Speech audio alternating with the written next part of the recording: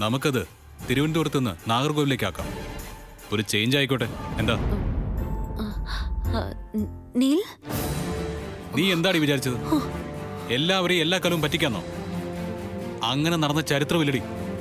ഒരാളെ കുറച്ചു കാലം, അതിനപ്പുറത്തേക്ക് കബളിപ്പിക്കാൻ കാലം ആരെയും അനുവദിക്കാറില്ല. എനിക്ക് പേടിയാവുന്നു നീലിന്റെ ഈ സംസാരം കേട്ടിട്ട്. നീ എന്താടി വിചാരിച്ചത്? എല്ലാവരെയും എല്ലാ കാലവും പറ്റിക്കാന്നോ? അങ്ങനെ നടന്ന ചരിത്രമില്ലടി. ഒരാളെ കുറച്ചു കാലം, അതിനപ്പുറത്തേക്ക് കബളിപ്പിക്കാൻ കാലം ആരെയും അനുവദിക്കാറില്ല. എനിക്ക് പേടിയാവുന്നു നീലിന്റെ ഈ സംസാരം കേട്ടിട്ട്. എനിക്ക് വട്ടായിടി. നിനക്ക് വട്ടായില്ലേ? അതുപോലെ എനിക്കുമായി. ഡോക്ടർ എന്റെയും ഫ്രണ്ടാ. അപ്പൊ ഡോക്ടർ പറഞ്ഞു നിന്നെ പോലെ എന്നെ ഇവിടെ അഡ്മിറ്റ് ചെയ്യാന്ന്. വട്ടനും വട്ടത്തിയും നമുക്ക് എല്ലാരും പറ്റിക്കാം. ഞാൻ ആരെയും പറ്റിച്ചിട്ടില്ല. ഇല്ലേ? ഇല്ല. ഒരിക്കൽ കൂടി പറഞ്ഞ നിന്നെ ഞാൻ കൊല്ലും. ആരെയും പറ്റിച്ചിട്ടില്ല പോലും. പിന്നെ ഈ നാടകത്തിന്റെ അർത്ഥം എന്താടി? എല്ലാം ഡോക്ടർ എന്നോട് പറഞ്ഞു.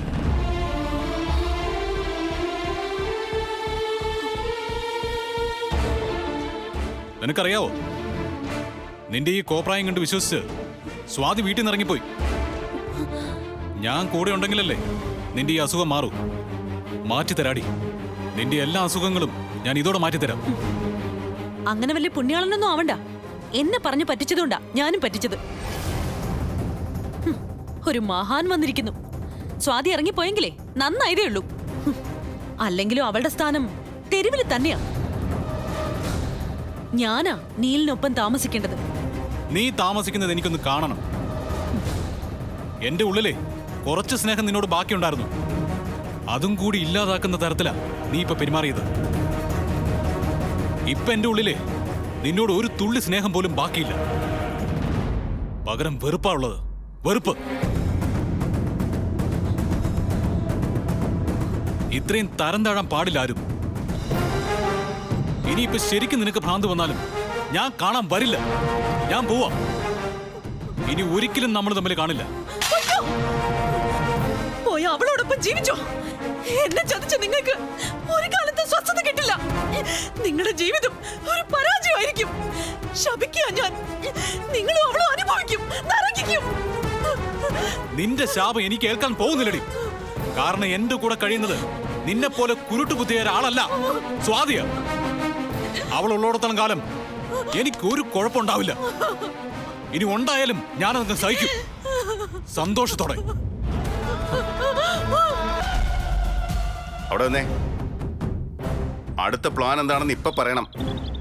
ആശുപത്രിയിൽ പോയി കിടന്നതുപോലുള്ള തോന്നിയാസങ്ങൾ ആവർത്തിക്കാനാണ് പരിപാടിയെങ്കിൽ ഈ വീട്ടിൽ താമസിച്ചുകൊണ്ട് അത് പറ്റില്ല. നീ എന്ത് വിവരക്കേടാ ചെയ്തേ? അവന് വേണ്ടി ഇത്രയും സഹിക്കേണ്ട എന്താ ആവശ്യം നിനക്കുള്ള? ശരീരം നോവിക്കാത്തതിന്റെയാ. എന്നെ തല്ലിയ നിങ്ങളുടെയൊക്കെ ദേഷ്യം തീരുമെങ്കിൽ തല്ലിക്കും. അപ്പോഴും ചെയ്തത് തെറ്റാണെന്ന് നീ കരുതുന്നില്ല? ഇല്ല, കരുതുന്നില്ലെന്ന് മാത്രമല്ല, എന്റെ ജീവിതം തകർത്തത് നിങ്ങളാണെന്നുള്ള തോന്നൽ മാറ്റാനും ഞാൻ തയ്യാറല്ല. അറിയാലോ, നീലും ഞാനും തമ്മിലുള്ള ബന്ധത്തെ നിങ്ങൾ എതിർത്തതുകൊണ്ടാ എന്റെ ജീവിതം ഇങ്ങനെയൊക്കെ ആയിപ്പോയത്. ഗുണ്ടകളെ വിട്ട് നീലിനെ കൊല്ലാൻ വരെ നോക്കി. അതിന്റെയൊക്കെയാ ഞാൻ ഇതുവരെ അനുഭവിച്ചതും ഇനി അനുഭവിക്കാൻ പോകുന്നതും.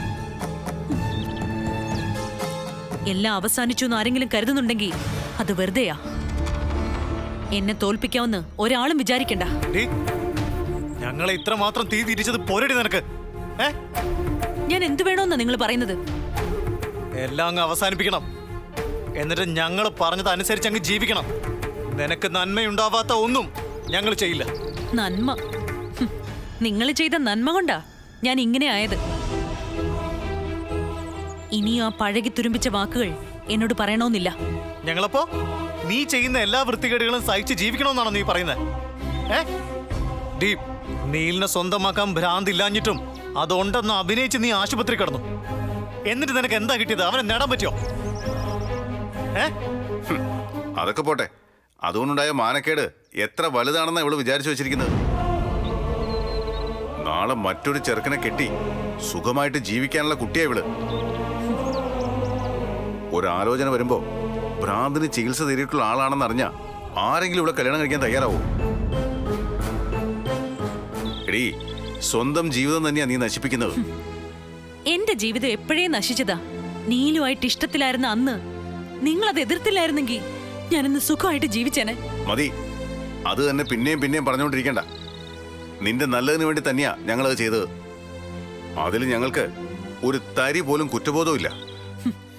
എന്നാ ഇതുവരെ കാണിച്ചു കൂട്ടിയതിൽ എനിക്കൊരു കുറ്റബോധം ഇല്ല. അലറണ്ട. ഇനിയും ഞാൻ ഇങ്ങനെയൊക്കെ തന്നെയാ ജീവിക്കാൻ പോകുന്നത്. എന്നെ നിങ്ങൾ വിചാരിച്ചതുപോലെ ആക്കി തീർക്കാമെന്ന് ഒരിക്കലും സ്വപ്നം കാണണ്ട. അത് നടക്കില്ല. ഹലോ, വേദ, ഇന്നലെ പരിചയപ്പെടാൻ പറ്റിയില്ല. എന്താ പേര്? എന്ത് ചെയ്യുന്നു? അതെന്തിനാ താനറിയുന്നേ? ഇറങ്ങണ്ട പുറത്ത്. ഒരു കെട്ടിടത്തിൽ താമസിക്കുമ്പോ അങ്ങോട്ടും ഇങ്ങോട്ടും അറിഞ്ഞിരിക്കുന്നത് നല്ലതല്ലേ സിസ്റ്ററെ? സിസ്റ്ററോ? ഞങ്ങൾ എപ്പോഴാണോ തന്റെ സിസ്റ്റർ ആയത്? ഞങ്ങൾക്കേ നിങ്ങളെ ആരെയും പരിചയപ്പെടണമെന്നില്ല. ഇറങ്ങിക്ക് വെറുതെ പ്രശ്നം ഉണ്ടാക്കാതെ. നിനക്കൊരു കൂടുതലാണല്ലോടി. സാരമില്ല, സാവധാനം നമുക്കതങ്ങ് ഒടിച്ചു കളയാം. ഇത് പിടിച്ചേ വേദ, പിടിച്ചേ. ഇറങ്ങടാ വെളിയില്, ഇറങ്ങടാ. എടാ ഇറങ്ങാൻ. വിടടാ. എല്ലാം വരുന്നോടി. വേദ, കൊന്നുകളയും. എന്നെ നിനക്കറിയില്ല. എടോ ഇറങ്ങടോ. വേദ, പോലീസിനെ വിളിക്ക്. ബ്രദർ, എന്താ ഇവിടെ പ്രശ്നം? ഓ, ഇനിയും ഉണ്ടോ? എന്താ രാവിലെ തന്നെ പെൺകുട്ടികളുമായിട്ട്? അത് ചോദിക്കാൻ നീ ആരാടി? എടീന്നോ? സിസ്റ്ററിന് വിളിയടാ. ഡീ, തല്ലുന്നോ? ഡീ, കൂടുതൽ കളിക്കാൻ നിന്നാ ഇവിടുന്ന് പിടിച്ച് താഴേക്കിടും. എന്താടാ കാണണോ? നിന്നെ ഞാൻ എടുത്തോളാടി. നിങ്ങളുടെ പെർഫോമൻസ് നോക്കാണ് ഞാൻ വരുന്നത്. അവിടെ വന്നാലും ഞാനൊരു അക്ഷരം മിണ്ടില്ല. എല്ലാം നിങ്ങൾ തന്നെയായിരിക്കും ചെയ്യുന്നത്. വരൂ. ഗൗരി എന്ത് ചെയ്യും? വാ.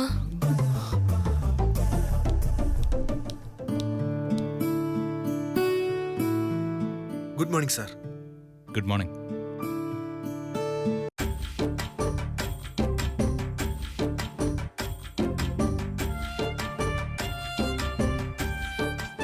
വിഷയു. Good morning sir. Good morning sir. Good morning.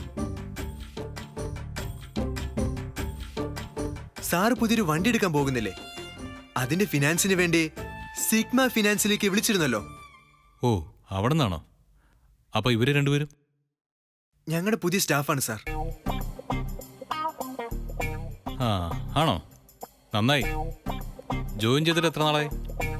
ഇന്ന് ചെയ്തതേ ഉള്ളൂ. അതും നന്നായി. അമ്മേ, ഒന്ന് വന്നേ. എന്നെ കൊണ്ട് ഫിനാൻസ് എടുപ്പിക്കാൻ കമ്പനിയിൽ നിന്ന് റെപ്രസെന്റേറ്റീവ്സ് വന്നിരിക്കുന്നു. നാറ്റിക്കാനുള്ള പരിപാടിയാ. ആ, അച്ഛാ, ഇവര് സിഗ്മ ഫിനാൻസിൽ നിന്നാ. നമസ്കാരം. നമസ്കാരം സാർ. എന്റെ കാറിന്റെ ലോൺ തരാൻ വേണ്ടി വന്നതാ. ഇത് മാനേജർ. ഹലോ. Hello sir. ഇവര് രണ്ടാളും ഇന്ന് ജോയിൻ ചെയ്ത എക്സിക്യൂട്ടീവ്സാ. എന്താണ് എക്സിക്യൂട്ടീവ്സിന്റെ പേര്? ഗൗരി, വേദ. എവിടെയാ നിങ്ങൾ താമസിക്കുന്നത്?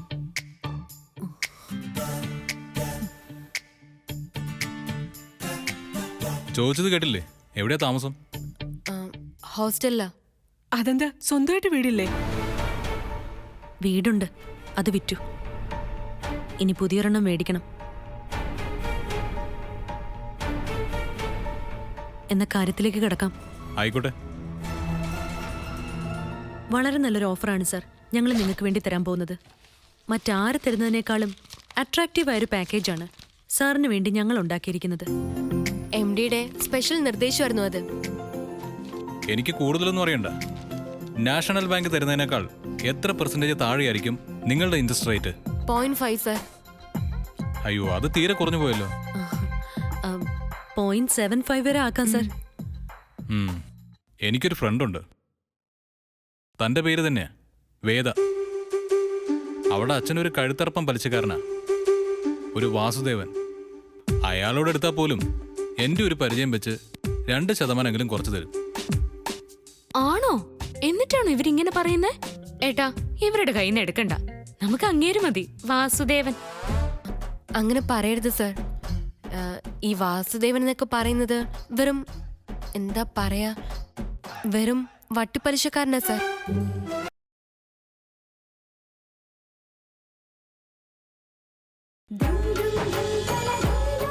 ആ, ഒന്നേ.